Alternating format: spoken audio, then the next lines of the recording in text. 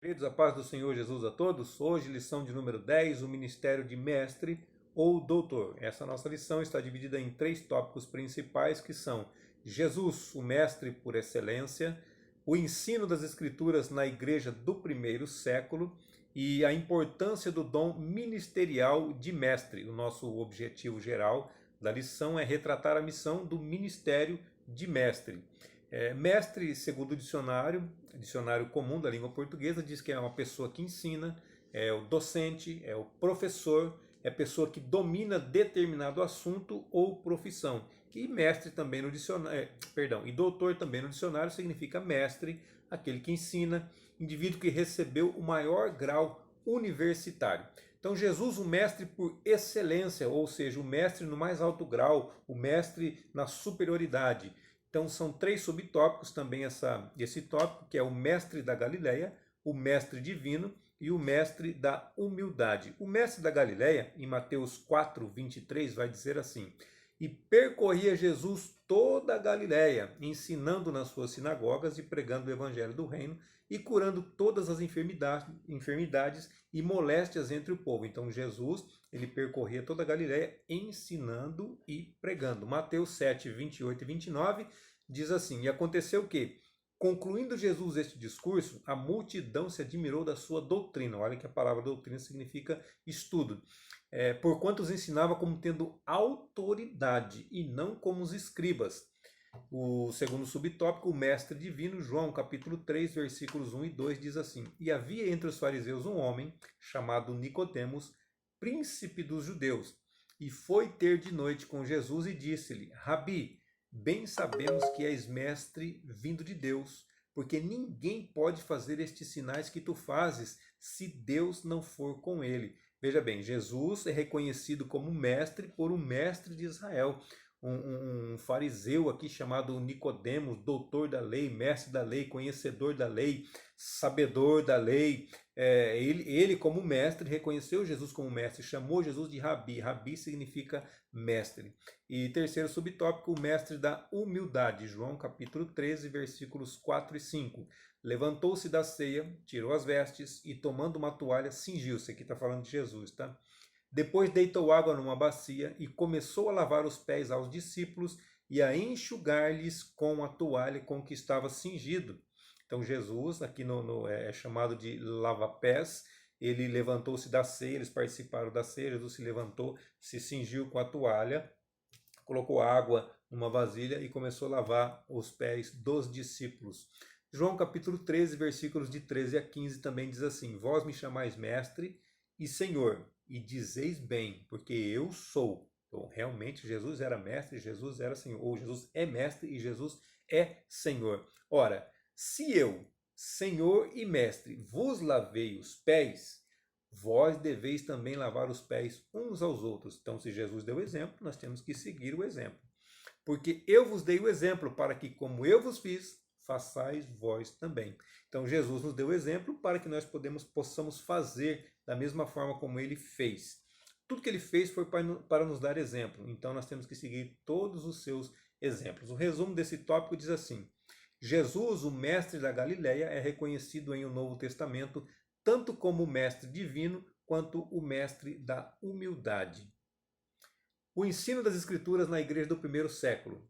O primeiro subtópico é uma ordem de Jesus. Então, o ensino das escrituras na igreja do primeiro século, ela é uma ordem de Jesus, ela é a doutrina dos apóstolos e ela também é um ensinamento persistente, contínuo. Mateus capítulo 28, versículos 18 a 20 diz: E chegando-se Jesus falou-lhes dizendo: É-me dado todo o poder no céu e na terra. Portanto, ide, vão, fazei discípulos de todas as nações, batizando-as em nome do Pai e do Filho e do Espírito Santo, ensinando-os a guardar todas as coisas que eu vos tenho mandado. E eis que eu estou convosco todos os dias, até a consumação dos séculos.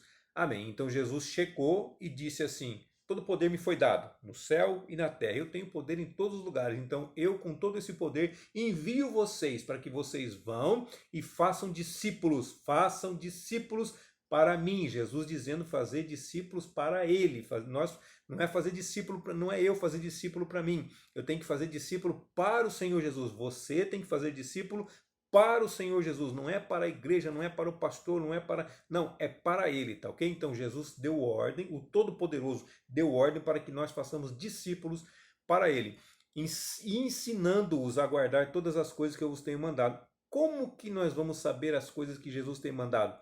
Isso mesmo, através da Bíblia Sagrada, através da Palavra de Deus. Todas as coisas que estão escritas foram escritas para o nosso ensino. Então nós temos que nos esmerar, estudar, buscar, ler, meditar de dia, de noite, sempre que possível estar com a Palavra de Deus. Mas todos os dias isso tem que acontecer de contínuo, tá certo? Então para que nós possamos aprender, saber o que Jesus disse, saber das suas palavras para poder ensinar as demais pessoas, para que elas também possam guardar aquilo que o Senhor Jesus ensinou. Então Jesus comissionou, ele fez, isso aqui é a grande comissão, é conhecido como a grande comissão, então ele comissionou, mas ele também capacitou. Efésios 4:11, que é o versículo dos dons ministeriais, diz assim: e ele mesmo deu uns para apóstolos, e outros para profetas, e outros para evangelistas, e outros para pastores, e outros para doutores e mestres, que é o que nós estamos estudando na lição de hoje. Então esse dom, o dom de mestre, o dom de doutor, é uma capacitação sobrenatural do Espírito Santo. Isso não significa que devemos descuidar da nossa formação intelectual. Nós temos que continuar estudando, nós temos que continuar buscando, porque recebemos o dom, mas nós temos que trabalhar nele para que ele continue a desenvolver. Já pensou se você for ficar estagnado? Eu recebi um dom, mas eu oculto ele, eu enterro ele, o que vai acontecer? Vamos ficar sem o dom vai ficar enterrado, vai ficar guardado. Então nós temos que desenvolver esse dom, fazer ele fluir cada vez mais. Então o preparo para o ensino passa pela capacidade de aprender, para depois nós podemos ensinar. Tem uma frase que diz assim: quem não senta para aprender jamais ficará de pé para ensinar. Eu não conheço o autor, é desconhecido, tá? Mas pensa bem, se não é uma grande verdade. Se você não tem paciência para sentar, para meditar, para estudar, para buscar, para poder aprender, como é que você vai se levantar para ensinar?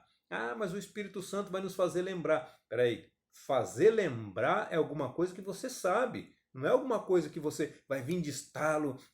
Não. Então você tem que buscar, você tem que estudar. Nós precisamos buscar, nós precisamos estudar. Segundo subtópico, a doutrina dos apóstolos. Atos capítulo 2, versículos 42 e 43. E perseveravam na doutrina dos apóstolos, e na comunhão, e no partir do pão, e nas orações. Então, perseverar na doutrina dos apóstolos, no ensinamento que os apóstolos deram.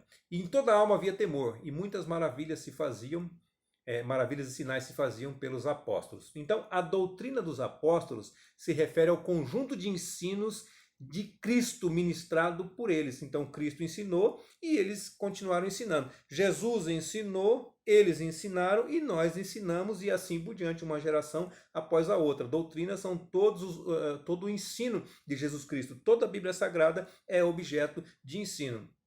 Então eles faziam isso de forma constante e eficaz para o crescimento integral, o crescimento completo de todos os cristãos. Terceiro subtópico, ensinamento persistente.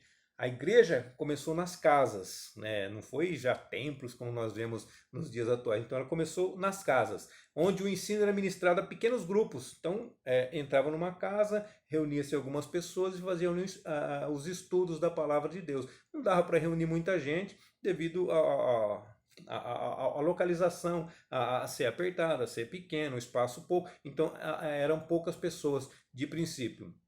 Atos capítulo 20, versículo 20 e 21 diz assim: como nada que útil seja, deixei de vos anunciar e ensinar publicamente e pelas casas. Olha o que Paulo está dizendo aqui. Que tudo que era útil, ele ensinou publicamente, abertamente, na rua, nas praças, em qualquer lugar, mas também nas casas, onde nós acabamos de falar, nos pequenos grupos de pessoas. Testificando tanto aos judeus como aos gregos, a conversão a Deus e a fé em nosso Senhor Jesus Cristo. Então Paulo, ele era um verdadeiro mestre, ensinando publicamente e ensinando nas casas, ensinando para multidões, ensinando para pouquíssimas ou até mesmo para uma só pessoa, independente, ele não se importava com isso. Atos capítulo 13, versículo 1 também diz assim: e na igreja que estava em Antioquia, havia alguns profetas e doutores, a saber, quem eram esses? Barnabé, Simeão, chamado Níger, Lúcio, Cirineu, e Manaém, que fora criado com Herodes, o tetrarca, e Saulo, que é o mesmo Paulo que nós conhecemos, o apóstolo Paulo. Então aqui haviam 5 doutores, tá bom? Guarda aí que mais para frente nós vamos repetir esse versículo. Resumo do tópico 2.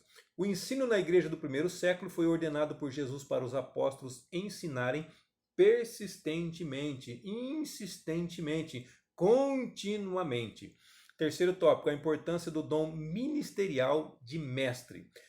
É uma necessidade urgente na igreja, é isso? O dom ministerial de mestre é uma necessidade na igreja? Será que é? Com certeza é uma necessidade na igreja. Deus ele concedeu à sua igreja mestres, como nós lemos em Efésios capítulo 4, versículo 11. São os 5 ministérios e o último que fala ali é o dom de mestre. Então Deus ele concedeu, Deus ele já deu. E é preciso que a igreja invista neles também. Então Deus concedeu, a igreja investe neles e eles vão crescendo, desenvolvendo e a obra de Deus vai crescendo juntamente com eles e novos mestres vão sendo formados e Deus também vai continuar dando à sua igreja dons ministeriais de mestre também. Então, muitas vezes, por falta de preparo dos obreiros, da liderança, sabe o que predomina dentro das igrejas? Superficialidade bíblica. Superficial. Fica lá em cima, não vai no profundo, não desce. Então, por falta de preparo, acontece isso daí. Não tem profundidade na palavra de Deus. Então, nós não podemos. É bom ter na superfície, é bom estar na superfície, mas mergulhar também é muito bom, é excelente. É claro que é trabalhoso, é dificultoso, você tem que investir bastante tempo buscando se entregar verdadeiramente. Mas é muito bom. Depois que você tiver mergulhado, você não vai querer mais ficar na superfície, pode ter certeza. Também, o que predomina também? Infantilidade espiritual. Pensa bem, quando Paulo falou quando era menino, fazia coisas de menino, brincava como menino, me vestia como menino, falava como menino, ou discorria como menino, mas depois que cheguei a ser homem, larguei, deixei de lado as coisas de menino. Então, o que acontece? Infantilidade espiritual, criancice, meninice dentro da igreja, por quê? Por falta de preparo. Nós precisamos nos preparar, por falta de mestres que ensinem a sua igreja. Também o que predomina dentro da igreja? Aumento do engano. Engano dentro da igreja? Sim, engano dentro da igreja por falsos mestres, pessoas que se dizem mestres, mas na verdade não são. Eles são falsos mestres, ensinam de maneira fraudulenta, de maneira enganosa. 2 de Pedro, capítulo 2, versículo 1 diz: E também houve entre o povo falsos profetas, como entre vós haverá também falsos doutores. Então, havia falsos profetas, mas também havia falsos doutores, ou falsos mestres, falsos ensinadores, falsos professores, que introduzirão encobertamente heresias de perdição. Prestou atenção no que Pedro está dizendo aqui? 2 de Pedro 2 e 1. Guarda bem esse versículo. Esses falsos mestres, esses falsos doutores, eles vão introduzir escondidamente, encobertamente, de maneira que a gente acha que é verdade, mas são heresias. Heresias são coisas que as pessoas dizem que a Bíblia diz, mas a Bíblia não diz. Então são heresias. Eles falam como se fossem Bíblia, usa até uma linguagem erudita, uma linguagem sábia, que é a linguagem que a Bíblia foi escrita, essa linguagem erudita, para que nós entendamos, realmente, é verdade, olha como...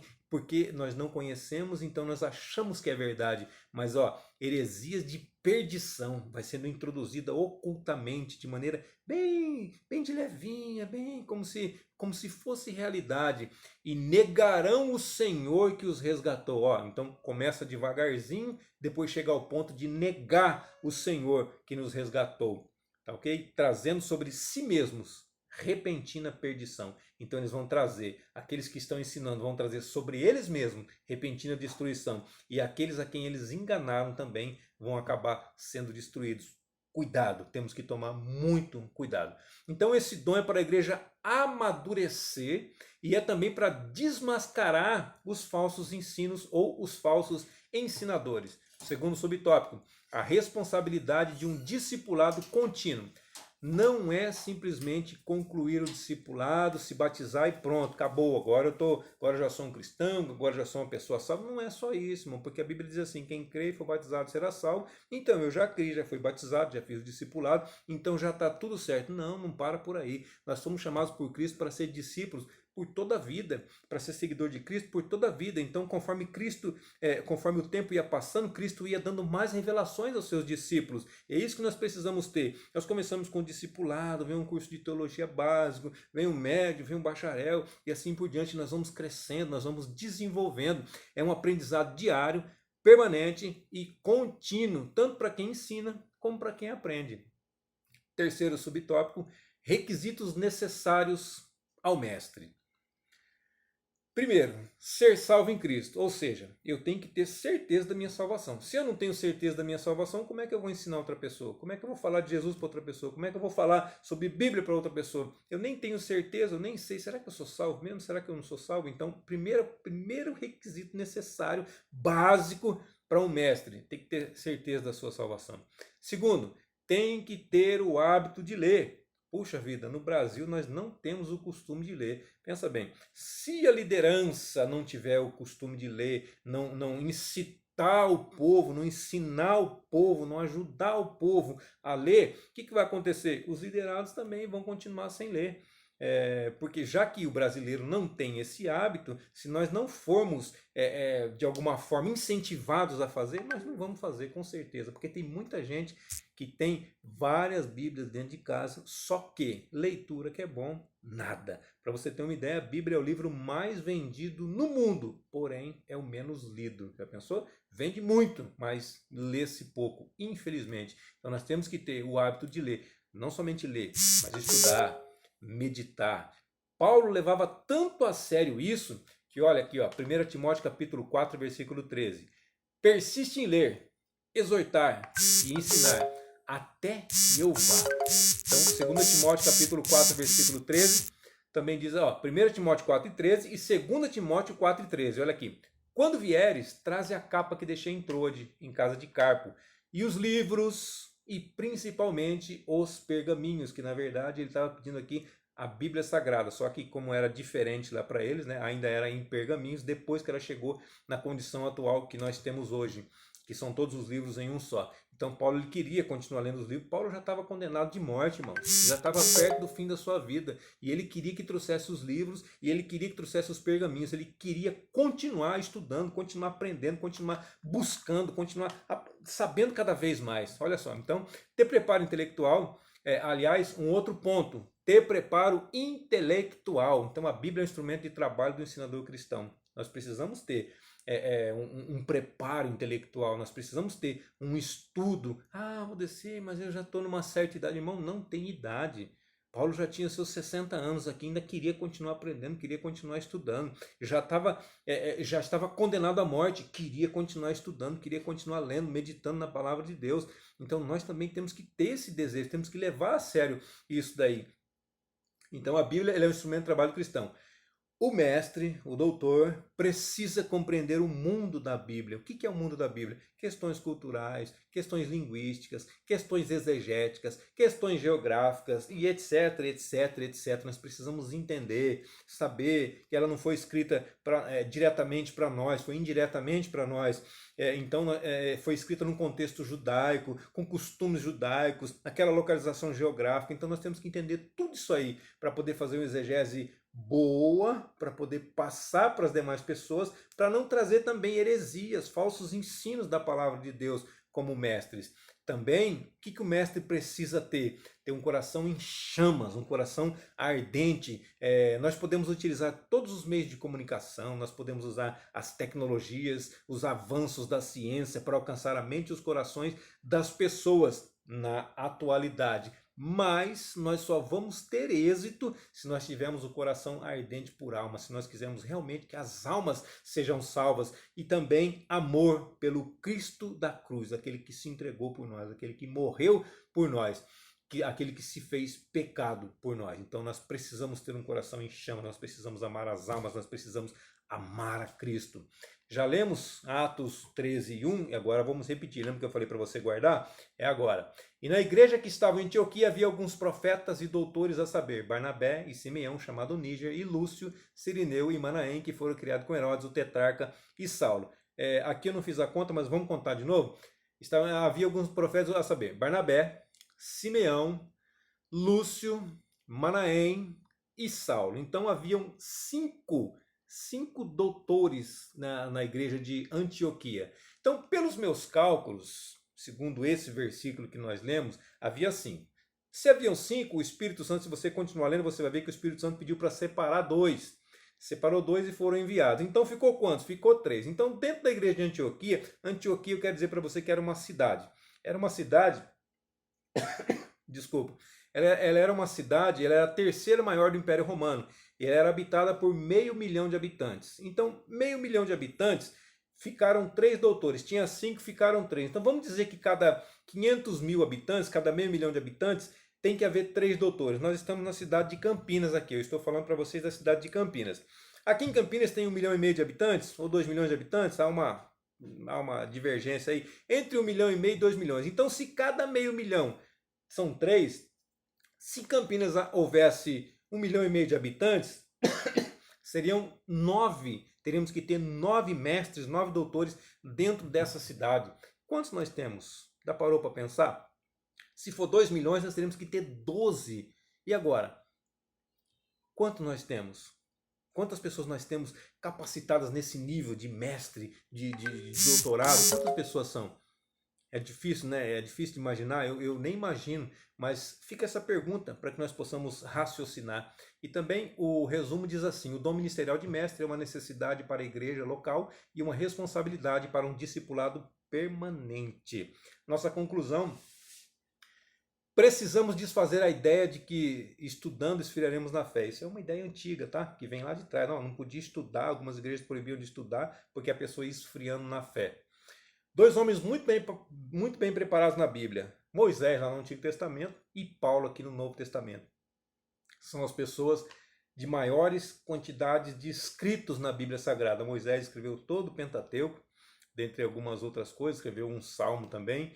E Paulo escreveu tudo que nós conhecemos da nossa teologia hoje, praticamente foi toda escrita por Paulo. Então, praticamente, a maior parte do Novo Testamento foi escrita por Paulo. Então, 2 homens que eram muito cultos, muito sábios. Eu tenho os versículos aqui, mas não vai dar tempo. Nosso tempo já se foi, tá bom? Mas eu deixo anotado na descrição do vídeo os versículos para você conferir na sua Bíblia, tá bom? Então, mas com tanto preparo, Paulo seria o homem mais frio do Novo Testamento. Mas eu vou ler só um versículo aqui, 2 Coríntios 12:7, para falar que além de todo o conhecimento que ele tinha também espiritualidade. Olha aqui. E para que não me exaltasse pela excelência das revelações, foi me dado um espinho na carne. Então Paulo tinha excelentes revelações. Então, além de todo o conhecimento que ele tinha também excelentes revelações da parte de Deus. Então Paulo também era um homem espiritual. E para concluir, 2 de Pedro, capítulo 3, versículo 18, que diz: antes crescei na graça e no conhecimento de nosso Senhor e Salvador Jesus Cristo. A ele seja dada a glória, assim agora como no dia da eternidade. Amém. Então nós temos que crescer na graça e no conhecimento. Não é só conhecimento, é graça também. Os dois têm que crescer juntos, os dois têm que andar juntos. Amém, queridos? Deus abençoe a todos, em nome do Senhor Jesus, e até a nossa próxima aula, se assim Deus nos permitir.